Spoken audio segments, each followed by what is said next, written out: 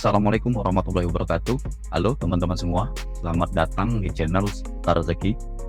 Channel ini membahas semua hal yang berkaitan dengan seputar rezeki, baik dari isi buku, pengalaman pribadi, motivasi, serta inspirasi. Channel ini cocok bagi kamu yang sedang berjuang dalam meraih impian menuju berlimpahan, juga yang sedang dalam kondisi keterpurukan. Nah, dalam video kali ini aku akan membahas mengenai hal-hal yang harus dimiliki dalam meraih impian dan mengundang keberlimpahan, dan aku menyebutnya sebagai fondasi keberlimpahan.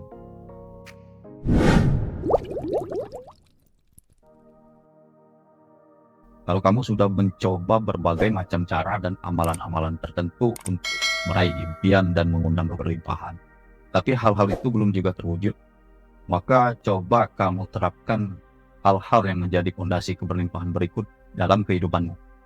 Yang pertama, hasrat. Kita harus memiliki hasrat yang kuat, yang menggebu, yang lapar, yang ngotot, atau apapun yang kalian sebut. Yang penting intinya kita harus benar-benar menginginkan keberhasilan. Kita harus benar-benar menginginkan keberlimpahan. Karena rasa ngotot dan lapar inilah yang nantinya akan mempengaruhi suasana perasaan kita, mempengaruhi pikiran kita, serta tindakan kita dalam menuju jalan ikhtiar tersebut. Jadi ini adalah salah satu hal yang terpenting yang harus kita miliki sebelum kita menerapkan berbagai macam cara yang diajarkan oleh orang-orang di luar sana. Yang kedua, mindset yang positif atau pola pikir yang benar. Kita harus memiliki pola pikir yang berlimpah.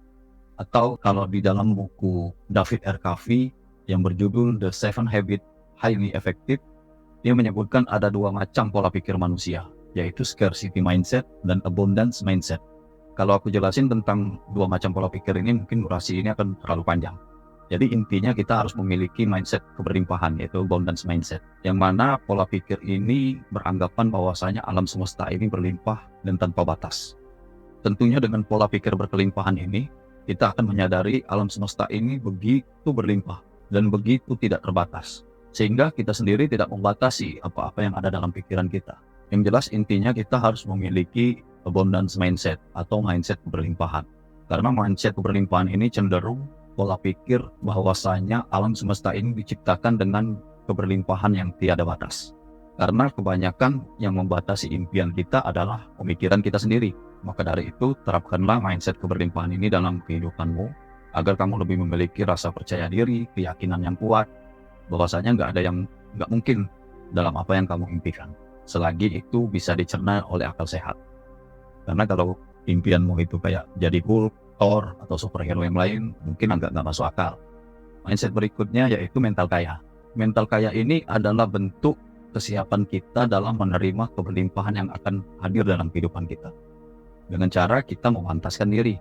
Jangan terlalu suka dengan yang hal-hal yang berbau gratis, diskon, banting harga, atau paling suka ditraktirin teman. Kita harus memiliki mental sebaliknya. Bagaimana caranya kita yang mentraktir, kita yang berbagi. Kalau ada barang-barang yang berharga tinggi, jangan kita sebut, wah ini kemahalan, aku nggak kebeli, nggak terjangkau. Tapi justru kita doakan dan kita yakini bahwa suatu saat kita dapat membeli barang itu. Itulah salah satu contoh mental kaya. Kalau kamu bercita-cita menjadi seorang pemimpin, mulai dari sekarang kamu harus berpikir dan bertindak layaknya seorang pemimpin. Itu salah satu mental kaya dengan cara memantaskan diri. Sehingga kita memberi sinyal kepada alam semesta bahwasanya kita sudah siap menerima kesuksesan dan keberlimpahan. Dan dalam bagian mindset ini, kita juga harus mempelajari, melatih, dan menerapkan hukum the law of attraction atau hukum tarik-menarik. Yang mana hukum tarik-menarik ini pasti sudah gak asing lagi di telinga kita semua. Karena hampir semua penulis buku, motivator, atau channel-channel pengembangan diri membahas tentang hukum tarik-menarik ini. Karena memang hukum ini dampaknya luar biasa untuk kehidupan seseorang. Tapi yang perlu kamu tahu, hukum tarik-menarik ini tidak semudah dan sesimpel apa yang diartikan oleh orang-orang kebanyakan. Yang mana mereka mengartikan hukum tarik-menarik ini adalah apa yang kita pikirkan, itu yang semesta berikan. Secara teori, maknanya memang demikian. Namun, secara praktek, tidak semudah itu. Karena kita harus menyelaraskan apa yang kita pikirkan dengan frekuensi perasaan yang kita miliki. Maka dari itu, pelajarilah lagi bagaimana cara menerapkan hukum tarik-menarik yang benar agar dapat berdampak terhadap apa yang kita impikan di masa depan, bukan hanya sekedar angan-angan. Dan pola pikir berikutnya yang harus kita miliki yaitu mindset berkecukupan, atau biasanya disebut dengan rasa syukur.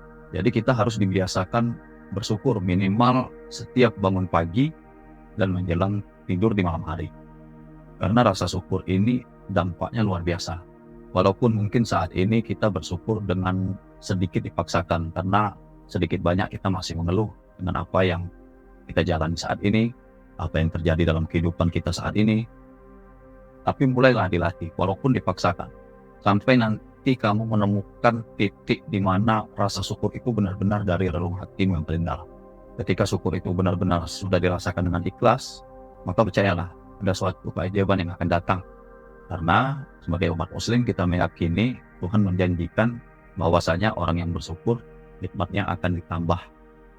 Lalu fondasi keberlimpahan yang ketiga, yaitu berbakti kepada orang tua.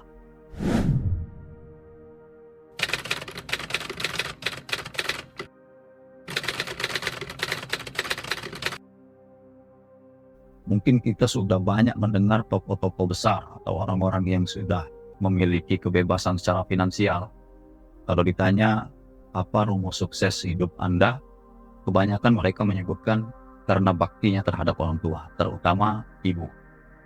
Memuliakan ibu itu luar biasa dampaknya. Langsung dibayar kontan di dunia. Jadi periksalah kembali hubungan kita dengan ibu kita. Cobalah meminta maaf, meminta ridho, serta meminta doanya untuk impian kita ke depan, cita-cita kita ke depan, agar kita memiliki kemudahan dan percepatan dalam meraih impian yang kita miliki. Nah, berbakti kepada orang tua ini tidak melulu hanya dengan materi. Bagi kita yang belum memiliki finansial yang cukup baik, kita bisa menunjukkan bakti kita terhadap orang tua itu dengan perhatian dan rasa kasih sayang yang kita miliki. Dan kalau orang tua kita sudah meninggal, kita juga masih bisa berbakti dengan cara mendoakan orang tua kita yang sudah tiada, bersedekah atas nama orang tua kita. Juga kita bisa berbakti kepada orang tua kita yang sudah meninggal dengan cara memuliakan saudara dari orang tua kita. Sering-seringlah bersilaturahmi, bawakan hadiah, menyenangkan hatinya. Itu salah satu bentuk bakti kita terhadap orang tua. Sekali lagi aku tekankan, periksa kembali hubungan kita terhadap kedua orang tua kita.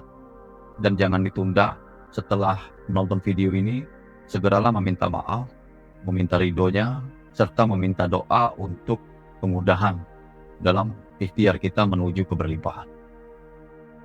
Lalu fondasi keberlimpahan yang keempat, yaitu bersedekah. Aku pernah mendengar kajian dari Ustadz Luqman Rohakim. Beliau mengajarkan sedekah itu dimulai dengan start small, start easy. Mulailah meski dari hal yang terkecil dan mulailah dengan yang mudah sampai nantinya kita terbiasa. Karena kalau sudah terbiasa sedekah, itu akan menjadi kebutuhan.